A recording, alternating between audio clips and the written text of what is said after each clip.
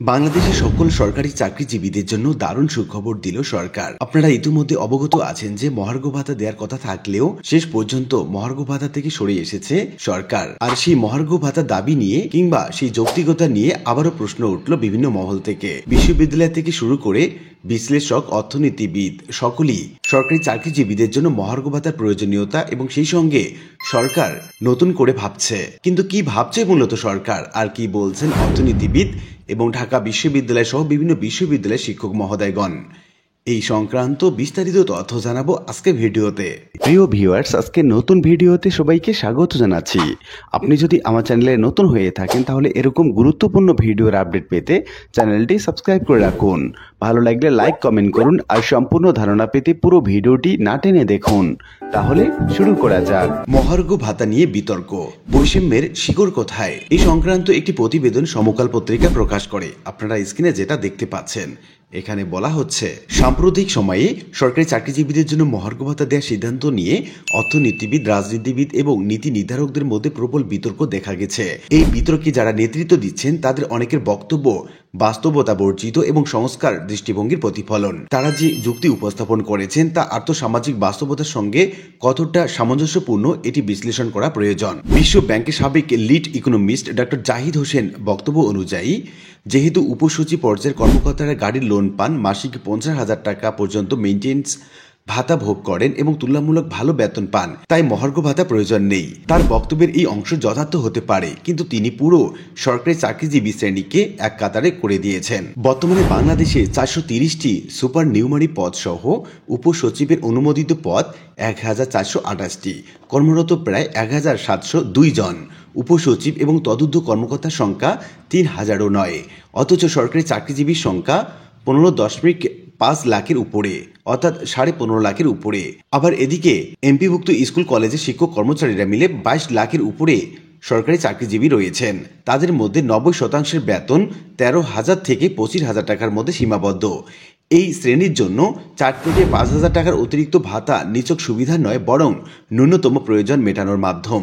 তাহলে প্রশ্ন ওঠে, কয়েক হাজার উচ্চ পদস্থ কর্মকর্তা অপ্রয়োজনীয়তার অজুহাতে কিভাবে 15 লাখ মানুষের প্রয়োজনীয়তা অস্বীকার করা যায়? থমাস পিকেটির বৈষম্য তত্ত্ব অনুযায়ী, যখন একটি রাষ্ট্রের আয় এবং সম্পদের বন্টন অসম হয় তখন সাধারণ জনগণের অর্থনৈতিক উন্নয়ন বাধাগ্রস্ত হয়।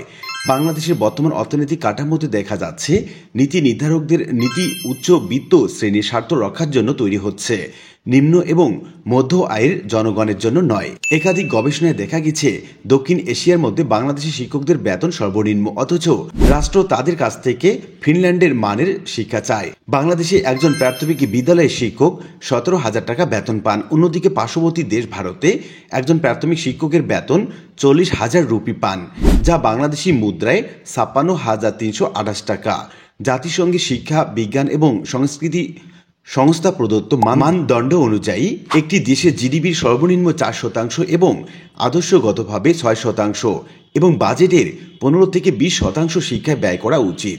সেখানে বাংলাদেশে 2023-24 অর্থ বছরে শিক্ষায় জিডিপির 1.76% ব্যয় করা হয়। অন্যদিকে ফিনল্যান্ডে জিডিপির 7% বরাদ্দ দেওয়া হয়, যা বিশ্বের মধ্যে সর্বোচ্চ। বেসরকারি গবেষণা সংস্থা সেন্টার ফর পলিসি ডায়ালগের নির্বাহী পরিচালক ডক্টর ফাহমিদা খাতুন মনে করেন, মহার্ঘ ভাতা সরকারের বাজেটে বার্ষিক উন্নয়ন কর্মসূচির বাইরের খরচ বাড়াবে এবং মূল্যস্ফীতি বৃদ্ধিতে ভূমিকা রাখবে। কিন্তু এখানে একটি মৌলিক সমস্যা রয়েছে। যখন মূল্যস্ফীতি বাড়ে এবং সরকার নতুন বেতন কাঠামো দিতে ব্যর্থ হয়, তখন মহার্ঘ ভাতা দেওয়া হয় মূল্যস্ফীতির ভারসাম্য রক্ষার জন্যই। গবেষণা প্রতিবেদন অনুযায়ী গত 10 বছরে মূল্যস্ফীতি 300 থেকে 400% বৃদ্ধি পেয়েছে, অথচ সরকার 2015 সালের পর নতুন কোনো পে স্কেল দেয়নি। নিয়ম অনুযায়ী 2020 সালে একটি নতুন পে স্কেল এবং 2025 সালে আরেকটি পে স্কেল দেওয়া উচিত ছিল, কিন্তু বাস্তবে দুটি পে স্কেলের পরিবর্তে একটি মহার্ঘ ভাতা দিয়েই সমস্যার সমাধান করতে চাওয়া হচ্ছিল। আবার সেই মহার্ঘ ভাতা নিয়েও নাটকের অন্ত নেই। এই পরিস্থিতি শ্রেণীভিত্তিক বৈষম্যের আরেকটি বহিঃপ্রকাশ। কার্ল মার্কস শ্রেণীভিত্তিক শোষণের যে ধারণা দিয়েছেন তা এখানেও প্রাসঙ্গিক। কার্ল মার্কসের তত্ত্ব অনুযায়ী সমাজ দুটি শ্রেণীতে বিভক্ত, বুর্জোয়া বা শাসক শ্রেণী এবং প্রলেতারিয়েত বা শ্রমজীবী শ্রেণী। বাংলাদেশেও একই অবস্থা। উচ্চ পদস্থ আমলা এবং নীতি নির্ধারকরা যখন নিজেদের স্বার্থের কথা বলেন তখন সাধারণ কর্মচারীদের শোষিত হতে হয়। মহার্ঘ ভাতার বিতর্ক শুধু অর্থনৈতিক নয়, এটি একটি নীতিগত এবং নৈতিক প্রশ্ন। উচ্চ পদস্থ কয়েক হাজার কর্মকর্তার সুবিধার অজুহাতে লক্ষাধিক সাধারণ চাকরিজীবীর অধিকার কেড়ে নেওয়া কোনোভাবে ন্যায্য হতে পারে না। রাষ্ট্র যদি সত্যি জনগণের জন্য কাজ করতে চায় তবে বৈষম্য দূর করার জন্য কার্যকর নীতি গ্রহণ করা উচিত। আমরা আরেকটি সংবাদ প্রতিবেদন যদি লক্ষ্য করি, সেখানে বলা হচ্ছে 50% মহার্ঘ ভাতা এবং নবম পে স্কেল বাস্তবায়ন সহ 7 দফা দাবিতে আন্দোলনরত সরকারি চাকরিজীবী নেতাদের ডেকেছেন প্রধান উপদেষ্টা ডক্টর মোহাম্মদ ইউনূস। রোববার দুপুর 2টায় বাংলাদেশ সরকারি কর্মচারী আদায় ঐক্য পরিষদের ব্যানারে 15 সদস্যের একটি প্রতিনিধি দলের সঙ্গে কথা বলবেন তিনি। সাক্ষাৎকারে বিষয়টি নিশ্চিত করে বাংলাদেশ সরকারি কর্মচারী উন্নয়ন পরিষদের সাধারণ সম্পাদক এবং ঐক্য পরিষদের সমন্বয়ক আসাদুল ইসলাম ঢাকা পোস্টকে বলেন, দীর্ঘদিন ধরে এই বিষয়ে আমরা আন্দোলন করছি। সর্বশেষ 7 ফেব্রুয়ারি শুক্রবার কেন্দ্রীয় শহীদ মিনারে মহাসমাবেশ করেছি। এরপর আজ প্রধান উপদেষ্টার কার্যালয় থেকে আমাদের ডেকেছেন। 15 সদস্যের একটি প্রতিনিধি দল দেখা করতে যাচ্ছি আমরা। তিনি জানান, আমাদের 7 দফা দাবি হলেও মূলত 50% মহার্ঘ ভাতা এবং নবম পে স্কেল বাস্তবায়ন, এই 2 দফা দাবির প্রতি বেশি গুরুত্ব দেব। ছাত্র জনতা যে বিপ্লবের মধ্য দিয়ে বৈষম্যহীন দেশ গড়ার প্রত্যয়ে এই সরকার দায়িত্ব গ্রহণ করেছেন, আশা করি কর্মচারীদের বেতন ভাতা নিয়ে সেই বৈষম্য শিকার সেটি ডক্টর মোহাম্মদ ইউনূস বুঝবেন এবং তাৎক্ষণিক ব্যবস্থা গ্রহণ করবেন।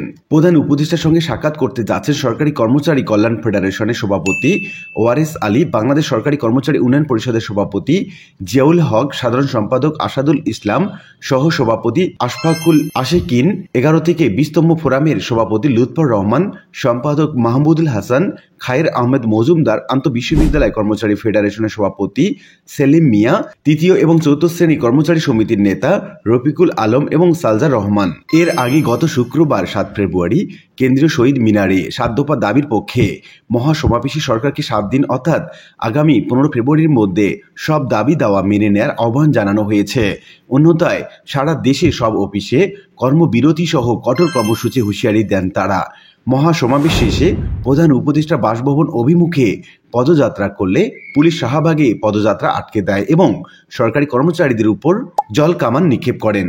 তাদের দাবিগুলো হচ্ছে পে কমিশন গঠন করে বৈষম্য মুক্ত নবম পে স্কেল ঘোষণা, বেতন স্কেলের পার্থক্য সমহারে নির্ধারণ এবং গ্রেড সংখ্যা কমাতে, পে কমিশনে 11 থেকে 20তম গ্রেডে কর্মচারী প্রতিনিধি রাখা, অন্তর্বর্তীকালীন সময়ের জন্য ন্যূনতম 6,000 টাকা মহার্ঘ ভাতা প্রদান, যে সকল কর্মচারী নিজ গ্রেডের বেতন বৃদ্ধি শেষ ধাপে পৌঁছে গেছে তাদের বাৎসরিক বেতন বৃদ্ধি নিয়মিত করা। এছাড়া রয়েছে বৈষম্যহীন এক এবং অভিন্ন নিয়োগ বিধি এবং আপগ্রেডেশন বা পদোন্নতি নীতিমালা বাস্তবায়ন। আপগ্রেডেশন বা পদোন্নতি নীতিমালা প্রণয়নের ক্ষেত্রে সকল পাবলিক বিশ্ববিদ্যালয় অনুমোদিত আপগ্রেডেশন বা পদোন্নতি নীতিমালা পর্যালোচনা করে সর্বোচ্চ সুবিধাপ্রাপ্ত অভিন্ন নীতিমালা বাস্তবায়ন করা এবং ব্লক পোস্ট নিয়মিতকরণ সহ শতভাগ আপগ্রেডেশন পদোন্নতি প্রদান করা। এদিকে দৈনিক শিক্ষা .com পত্রিকার আরেকটি সংবাদে বলা হচ্ছে, মহার্ঘ ভাতা দাবি সচিবালয় কর্মকর্তা কর্মচারী পরিষদের। সচিবালয়ের সব কর্মকর্তা কর্মচারী যখন মহার্ঘ ভাতা ঘোষণার অপেক্ষায় অধীর আগ্রহে দিনাতিপাত করছেন, ঠিক তখনই এমন একটি সিদ্ধান্ত কর্মকর্তা এবং কর্মচারীদের মধ্যে মারাত্মকভাবে হতাশা এবং ক্ষোভের সৃষ্টি করেছে। বিষয়টি শিগগিরই পুনর্বহালের জন্য মন্ত্রী পরিষদ সচিবের একান্ত সহযোগিতা এবং হস্তক্ষেপ কামনা করা হয়। মন্ত্রী পরিষদ সচিবের কাছে মহার্ঘ ভাতা দাবি জানিয়ে বাংলাদেশ সচিবালয় কর্মকর্তা কর্মচারী সংযুক্ত পরিষদ দাবি করেন। সেই সঙ্গে সংগঠনটি আরও দাবি পেশ করে সচিবের কাছে। মঙ্গলবার 11 মার্চ সংবাদ মাধ্যমে পাঠানো এক বিজ্ঞপ্তিতে এসব তথ্য জানানো হয়েছে। বিজ্ঞপ্তিতে বলা হয়, বাংলাদেশ সচিবালয় কর্মকর্তা কর্মচারী সংযুক্ত পরিষদের পক্ষ থেকে মঙ্গলবার সকালে মন্ত্রী পরিষদ সচিবের কাছে কিছু দাবি বাস্তবায়নের বিষয়ে আলোচনা করা হয়। আলোচনায় সচিবকে জানানো হয় যে জনপ্রশাসন মন্ত্রণালয়ে 24 ফেব্রুয়ারি অনুষ্ঠিত অভ্যন্তরীণ সমন্বয় সভার কার্য বিবরণীতে সঞ্জীবনী প্রশিক্ষণ বাতিল এবং ইন হাউস প্রশিক্ষণ 60 ঘন্টার পরিবর্তে 50 ঘন্টা অবনতি করা হয়। আলোচনায় সচিব আশ্বস্ত করেন যে সঞ্জীবনী এবং ইনহাউস প্রশিক্ষণের বিষয়টি তিনি বিবেচনা করবেন।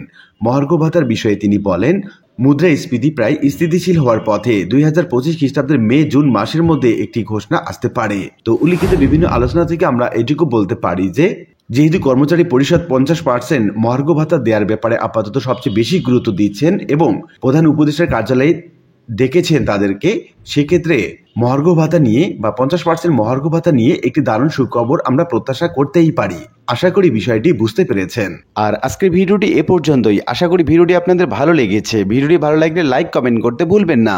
দেখা হবে অন্য কোনো ভিডিওতে। সে পর্যন্ত সবাই ভালো থাকবেন। ধন্যবাদ।